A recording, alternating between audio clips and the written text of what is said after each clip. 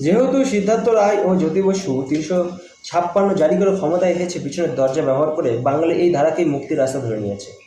নইলে সেটিং নিজে লড়বে না। তারপর 2021-এ মানুষ নিজের লড়াই নিজে দিলেও সম্পূর্ণ সাহায্য করেন সোনিয়া গান্ধী এবং M.K. নারায়ণন। নইলে অষ্টম বামফ্রন্ট কেউ আটকাতে পারতো না। 2021-এর আগে এবং পরে একজন ISI প্রাক্তন অধ্যাপক বলা শুরু করে, বাঙালির কাছে দুর্নীতি কোনো ইস্যুই না, অর্থাৎ বাঙালি চোরের জাত। 2024-এ একজন রাষ্ট্রবিজ্ঞান অধ্যাপক বলা শুরু করে, পশ্চিমবঙ্গে ভোট হয় না, পালাতে হয়, অর্থাৎ বাঙালি গুন্ডার জাত। না, ভোট এবার করাতে হয়নি, শুধু পরিবেশ তৈরি করা হয়েছে। সাগর থেকে পাহাড়, কাকদ্বীপ থেকে কোচবিহার, হিন্দু বাঙালি 90% ভোট দিল প্রথমবার। এমনকি 2011-তে ভোট দেয়নি। সারা পৃথিবীর বাঙালি এসে গেছে ভোট দিতে।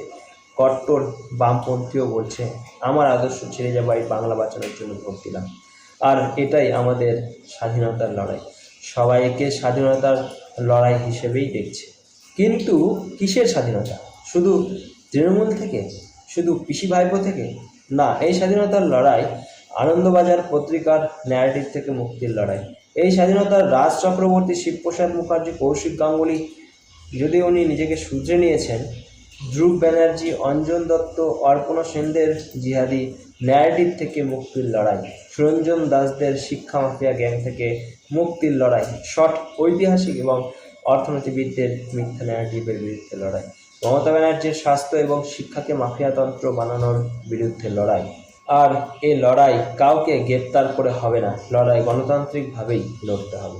এই লড়াই 356 জারি করে হবে না, এই লড়াই গণতান্ত্রিকভাবে লড়তে হবে। নইলে উনি হয়তো হাত পা ভেঙে হার্ট অ্যাটাক করেছেন বলে হাসপাতালে গিয়ে ভর্তি হতেন। তাই শুধু সেই কুরুক্ষেত্র মাঠ তৈরি করে দিয়েছেন দুই মোটা ভাই। সারা পৃথিবীর হিন্দু বাঙালি এক এক করে সেই লড়াই লড়েছে সেদিন গ্যাংয়ের কথায় পথভ্রষ্ট হয়ে কাউকে গ্রেপ্তার করলে বা 356 জারি করলে আজ এই বিধানসভা ভোটকে গণভোটে রূপান্তরিত করতে সারা পৃথিবীর বাঙালি এক হতো? নাকি আনন্দবাজার শিবপ্রসাদ, কৌশিক, অঞ্জন, সুরঞ্জনদের মাথা থেকে বের করে আস্থা করে ফেলার তাগিদ অনুভব করতো?